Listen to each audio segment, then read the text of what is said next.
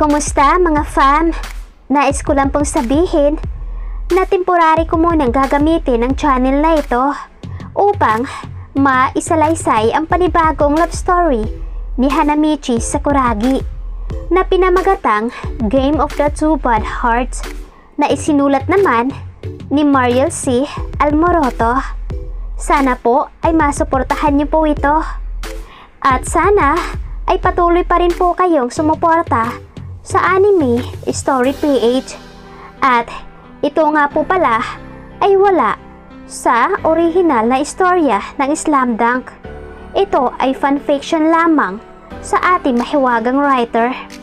At ito na po, sisimulan na natin. Let's go! Ang landi, ang kapal talaga. Pero pumasok na rin ako. In all fairness, malinis yung apartment niya. Hindi halata sa mukha niya. Upo ka muna.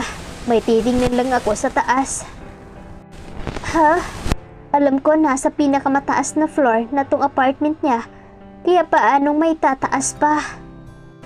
Meron pang isang floor pagkatapos nito. Tanong ko kay Sakuragi. Wala na. Anong pupuntahan mo sa taas? Malalaman mo rin kung nauuhaw ka o nagugutom. Pakitingin na lang sa fridge at lantakan mo ang gusto mo roon. Hindi rin naman ako magtatagal. Sabi niya at umalis. Hindi na ako nag-abalang maglibot pa. His place was spacious and very manly looking. Umupo ako sa sofa nang mapansin kong may umiilaw sa tabi ko. It was his phone. Mapakailaman nga to. Wala naman siyang sinabing bawal galawin yung phone niya, hindi ba? Buti na lang walang lock tong phone niya.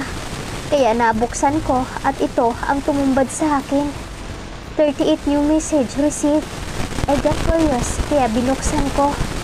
Puro numero lang naman yung mga yon. Sa mga hindi niya kilalang mga text sa kanya. Creepy. Binuksan ko yung isa. Pero yucks, ang Gigimon ang mag-text sa kanya. Ano ba yan? Pati Gigimon, pinapatulan niya. Kadiri. Hindi ko na binuksan yung iba pang message. Baka mamaya, puro Gigimon pa itong mga to. Pumunta ako sa gallery niya. I opened one folder.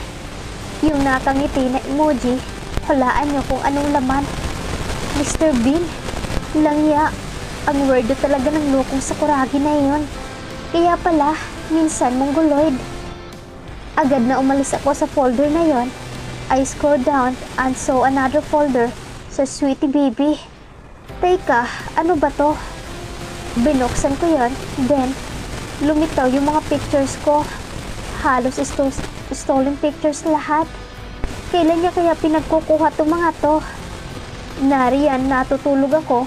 Obvious na nasa library niya, kinunan to. Naglalaro ng basketball, nakasimangot. Kumakanta ito sa wow bar naman. Nakasakay sa motor at kung ano-ano pa. Nagsawa na ako sa kakapindot pero hindi ko matapos-tapos. Mahigit 300 photos ko yata yung narito eh. Agad na ini-exit ko yung gallery nang nakarinig ako ng post-it na palapit doon.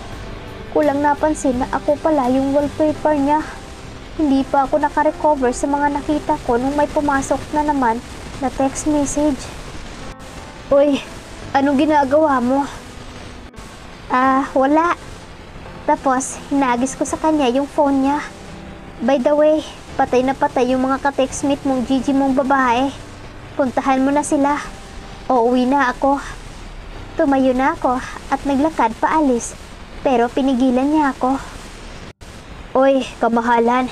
Huwag mong sabihin na nagsiselos ka. Aniya, patawa-tawa pa. Ha? I mean, hindi ah. Asa ka naman. I said, keeping my voice flat. Sus, nahihiya ka naman. Dapat kasi hindi ka nakikialam ng cellphone ng may cellphone para wala kang nakikita. Hindi bale, bukas na bukas din, magpapalit na ako ng SIM para hindi ka na magselos. Hinarap ko siya at pinagtaasan ng kilay. Narinig mo ba ako? Hindi nga sabi ako nagsiselos eh. Talaga lang ah. Anyway, tara. Tapos, hinila niya ako palabas. Hoy, saan tayo pupunta? Hindi niya ako sinagot. Nilock niya yung pinto tapos hinila ako papunta sa hagdan. Pero bago kami umakyat, huminto siya at tiningnan ako. What? Sabi ko. Hindi na naman niya ako sinagot. Sa halip, binuhat niya ako. Hey, put me down. Huwag kang magulo, baka mahulog tayo. Tumigil nga ako sa kakapumiglas. Pagkatapos ng ilang minuto, binaba niya ako. Nasa harap kami ng isang pinto. Tapos may kinuha siya sa bulsa niya. Panyo. Huwag mong sabihin, iba-blindfold mo ko. Dali na. Sabi niya nakangiti. Napabugan na lang ako ng hangin. Hinayaan ko na lang siya. Ano na namang pakulo to ha sa kuragi. Basta, hinawakan niya yung kamay ko. Then, I heard him open the door. Seconds later, tinanggal niya yung pagka-blindfold ko. Nasa rooftop kami. And there were rose petals and candles everywhere. Sa hindi kalayuan ay isang neatly made candlelit dinner. Nakatayo malapit sa table, dalawang lalaki. Wait, sina Mito at yung tatlo pang itlog ang mga ito. Mga trupa ni Sakuragi. Naramdaman ko ulit yung paghawak niya sa kamay ko. Napatingin ako sa kanya. He was smiling right down at me. Tara na. Hindi ako makasagot. Hindi ako makapaniwala na makakaya niya akong patahimikin. Good evening, ma'am, sir. Sabay na sabi ni Namito at yung tatlong extra. They were wearing a waiter uniform. Bakit ganyan yung suot nyo? Tanong ko, mabuti naman at nakapagsalita ako ulit. Sabay silang napatingin kay Sakuragi na ilalalayan naman ako maupo. Tanungin mo na kaya ang magaling mong boyfriend. Sabi na lang nila. Tiningnan ko si Sakuragi na nakaupo na rin. Mamaya na ako magpaliwanag. Casual niyang sagot.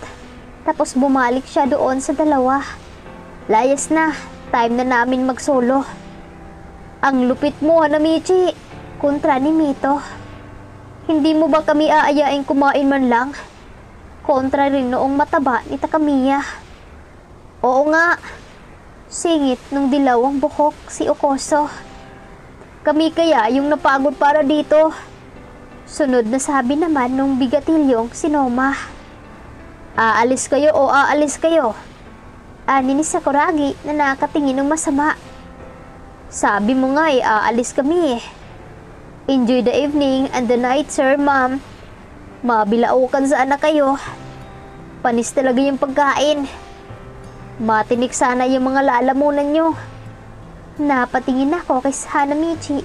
Napahilamos na lang siya sa mukha sa tinura ng mga kaibigan niya. Tapos umalis na sila. Tiningnan niya ako ng seryoso. My heart started to beat critically, then he smiled. Kain na tayo. Sabi niya. For a moment there, my heart stopped beating.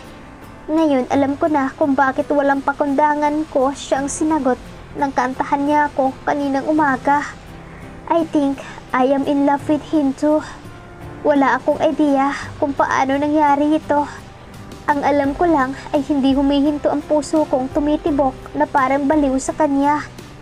Kapag kaharap ko siya, sa tuwing nakangisi at humingiti sa akin, sa tuwing nagnanakaw ng halik o kahit ang pagiging duwag niya sa mga multo at pagsakay ng motorbike, he managed to take down the walls I have surrounded myself with. Ang ngiti niyang iyan, I'm willing to rest my life again. Hahayaan ko na ang sarili kong gantihan at ibigin siya sa pagkakataong ito.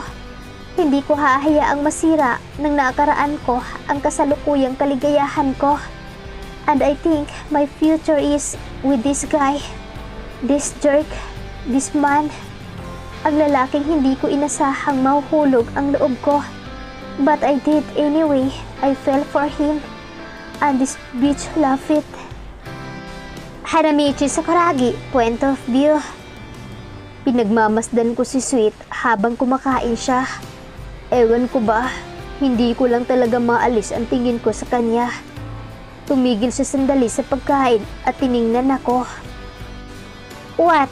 Bakit hindi ka kumakain? Nakataas yung isang kilay na sabi niya. Hindi ko alam kung concerned siya o talagang pagtataray na yon. Baka naman totoo yung sinabi ng mga kaibigan mo na panis na to. Natawa ako sa sinabi niya. Busog na ako sa pagtitig pa lang sa'yo. Namula naman siya sa sinabi ko. Tigilan mo nga ako sa mga banat mong yan na. Baka hindi ako makakapagpigil masa pa kita. Ang corny kaya? Sabi niya, tapos sumubo ulit. Napailing na lang ako. Ang brutal niya talaga. Pero iyan yung mga bagay na nagustuhan ko sa kanya. Minamahal. Sus, kinikilig ka lang yan eh. Tiningnan niya ako ng masama. Ninisihan ko lang siya. Pero inirapan niya ako para namula ang pisngi. Ano nga kaya ang susunod na magaganap sa kanilang unang date? Kaya ito ang dapat nating aabangan mga fan sa susunod na episode.